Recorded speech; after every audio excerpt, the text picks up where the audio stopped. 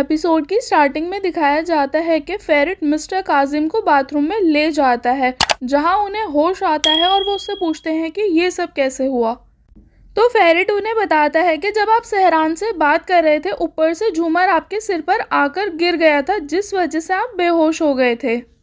और दिखाया जाता है कि फेरिट पहले से ही जानबूझकर झूमर निकाल देता है और सहरान से भी कहता है कि हम तुम्हारे डैड को यही बताएंगे। फिर वॉशरूम से बाहर आकर मिस्टर काजिम फेरिट से पानी मांगते हैं, जिसे लेने के लिए वो रूम से बाहर जाता है। और इस बात का फ़ायदा उठाकर मिस्टर काजिम सहरान से कहते हैं कि ऊपर वाले की करनी देखो, अगर वो झूमर मेरे सिर पर आकर नहीं गिरता तो मैं आज अपनी बेटी का ही मर्डरर कहलाता। और एक बात और, मैं ये अच्छे से जानता हूँ कि सोना कहाँ है, ये तुम्हें पता है, लेकिन तुम मुझे नहीं बता रही। और अगर कल तक सोना घर वापस नहीं आई तो सबसे पहले तुम्हारी ये लंबी जुबान, और फिर तुम्हारी मॉम, और उसके बाद तुम्हारी वो बहन, मैं उसका क्या करूँगा तुम सोच भी नहीं सकती। और दिखाया जाता है कि सोना वहीं खड़ी चुपके से उनकी बातें सुन रही होती है। वहीं दूसरी तरफ मिसेस एस्मा भी परेशान होकर आंटी से कहती हैं कि पता नहीं काजिम दोनों लड़कियों के साथ कैसा सलूक कर रहे होंगे। कि तभी मिस्टर काजिम घर आ जाते हैं और आकर दोबारा से मिसेस एस्मा पर गुस्सा करने लगते हैं और कहते हैं कि सोना सहरान के पास तो नहीं है।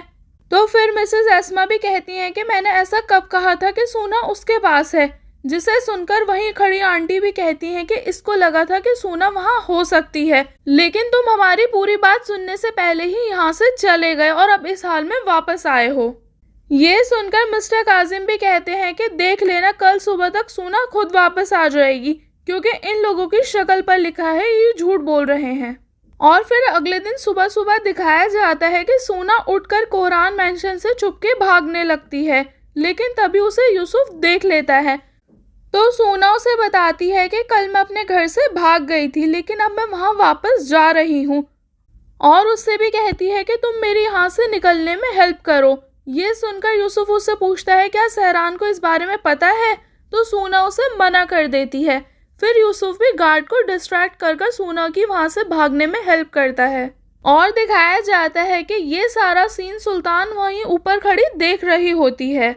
वहीं यूसुफ भी घर से बाहर निकलकर सोना से पूछता है क्या मैं आपकी और कुछ हेल्प कर सकता हूँ। ये सुनकर सोना उसे मना कर देती है और कहती है कि प्लीज यहाँ से चले जाओ, क्योंकि सहरान ने अपनी न्यू लाइफ स्टार्ट कर दी है फेरिट के साथ। जिसे सुनकर यूसुफ कहता है लेकिन सहरान फेरिट से प्यार नहीं करती।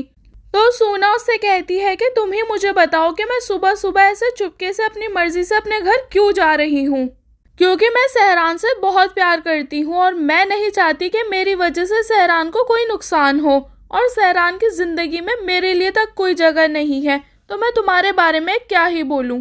फिर यूसुफ भी कहता है कि ये सब झूठ है और एक दिन आप खुद देखोगे जब सहरान अपनी मर्जी से मेरे साथ यहाँ से चली जाएगी, और उसके बाद हम दोनों वो लाइफ जिएंगे जिसके हम दोनों ने सपने देखे हैं। तो ये सुनकर सोना वहाँ से चली जाती है। वहीं मेंशन में भी फेरिट की आँख खुलती है और वो वहाँ सोना का लिखा हुआ लेटर देखकर सहरान को उठाता है, जिसमें लिखा होता है कि मैं अपनी वजह से तुम्हें परेशान नहीं कर सकती, क्योंकि तुम ऑलरेडी बहुत रूल्स और रेगुलेशंस के साथ रह रही हो, और ऊपर से मैं अपनी प्रॉब्लम्स भी तुम्हारे ऊपर नहीं डाल सकती, क्योंकि मेरा क्या है, मैं कटी पतंग की तरह हूँ, कभी इधर तो कभी उधर, मेरा खुद का कोई ठिकाना नहीं है। और वैसे भी मैं पहले से ही घर जाने का सोच रही थी, और जो डैड बोलेंगे मैं वो भी करने को तैयार हूँ। और तुम भी मेरी फिक्र मत करना, मैं तुमसे बहुत प्यार करती हूँ। जिसे पढ़कर सहरान रोने लगती है और फेरिट से कहती है कि जब डैड सोना को देखेंगे ना तो वो उसे जान से मार डालेंगे। ये सुनकर फेरिट उसे समझाता है कि तुम फिक्र मत करो, हम कोई ना कोई रास्ता ज़रूर निकाल लेंगे।